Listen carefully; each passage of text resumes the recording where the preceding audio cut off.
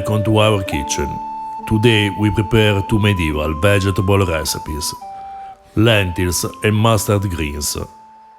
We start with ingredients. We need lentils, eggs, aged pecorino, saffron, olive oil and mustard greens.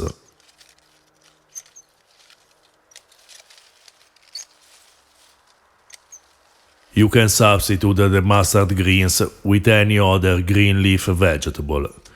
They are often prepared in the same way in the medieval cookbooks.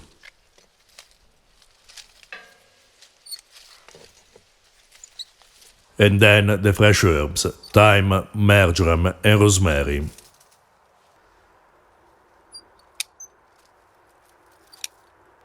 The original recipe doesn't specify which herbs to use. We chose 3 of the most common in the medieval cookbooks, among the ones available in this season in our aromatic garden.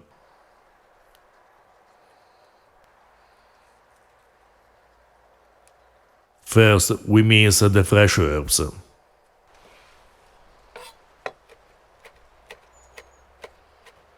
The medieval physician Aldebrandin of Siena in the 13th century suggested cooking lentils with mint, parsley, sage and cumin to remove any harmful effect. A similar suggestion appears in an 11th century medical handbook, De Flore Dietarum. In this case, the author advises to use vinegar, oregano, mint, pepper and cumin. Cooking the lentils with olive oil or fat meat.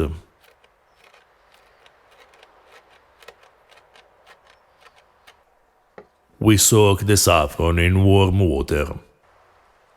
Saffron was cultivated in Italy since the antiquity, but its culinary use was occasional, at least according to the recipes survived.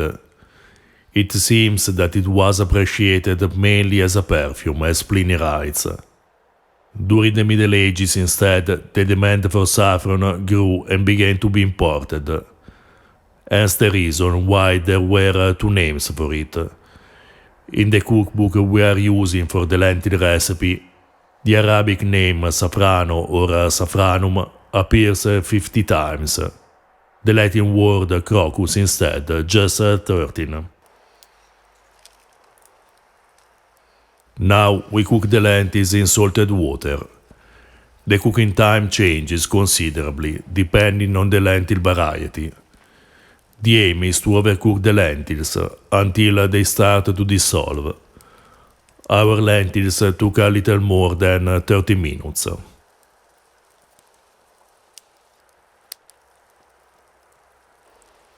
We add the olive oil, fresh herbs and saffron. We find this recipe in a 13th century cookbook written in Latin, titled Liber de Coquina. A 14th century anonymous Tuscan manuscript, conventionally called Anonimo Toscano, translates into vernacular this recipe, adding a slight variation that we will analyze later. Lentils were a common food during the Middle Ages. However, medieval physicians considered them harmful. In the 13th century, Pietro de Crescenzi, after Dioscorides' work, writes that lentils are hard to digest and cause nightmares. The 15th century physician Michele Savonarola, famous for his exaggerated and extreme medical opinions, adds to this that lentils cause cancer and leprosy. Clearly in this, as in many other cases, this is just another funny chapter in the history of medieval medicine. Aldebrandin of Siena, following the opinion of Dioscorides, suggests cooking lentils 2 times, discarding the first water, and cooking them the second time with aromatic herbs and spices.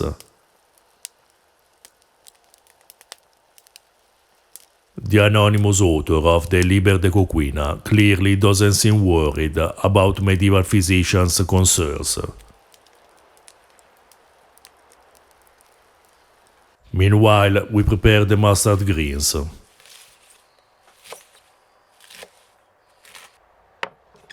We find this recipe just in the anonymous Tuscan manuscript, which often adds recipes and variations in its translation of the Liber de Coquina. Then we boil the mustard greens. If they are young and tender, it will take a couple of minutes or less. We used white mustard greens, but also other varieties were cultivated. Pliny, as well as the 16th century naturalist Mattioli, describes 3 types of mustard plants. Mustard greens were used since the antiquity in the same way, as reported by Pliny. We find mustard greens also in one recipe of De Re Coquinaria, the cookbook conventionally attributed to Apicius. We sauté the mustard greens with olive oil and a pinch of salt. In the medieval cookbooks, we often find 2 variants of the same recipe, one for the fat days and one for the lean days, in which people fasted for religious reasons, avoiding meat, dairy, and eggs. If you prefer the fat variation, we suggest to choose a white fat meat, according to the other recipes of the same manuscript, because in this version there are no cooking fats. When the lentils are cooked through, we coarsely mash them. The aim is not to puree the lentils, but just to mash some of them, leaving the others partially mashed or raw.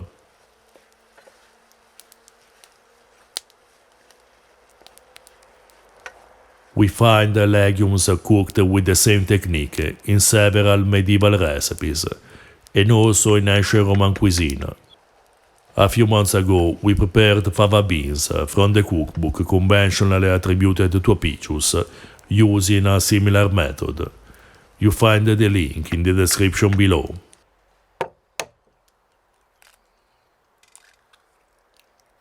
Now we beat 1 egg. We grate the cheese. We chose an aged pecorino, but you can also use Parmigiano, that was produced and widely used in Italy in the Middle Ages. How to add cheese is the only difference between the Liber de Coquina and the Tuscan vernacular translation, that adds cheese cut into pieces instead of grating it.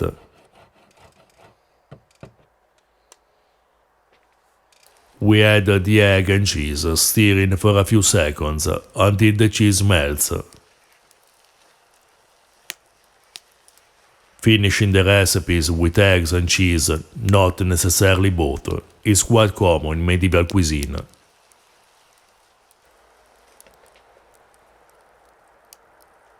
These 2 recipes show common ways to cook vegetables and legumes in the late Middle Ages, to prepare a meal simple but colorful and loaded with flavor, according to the taste of this period.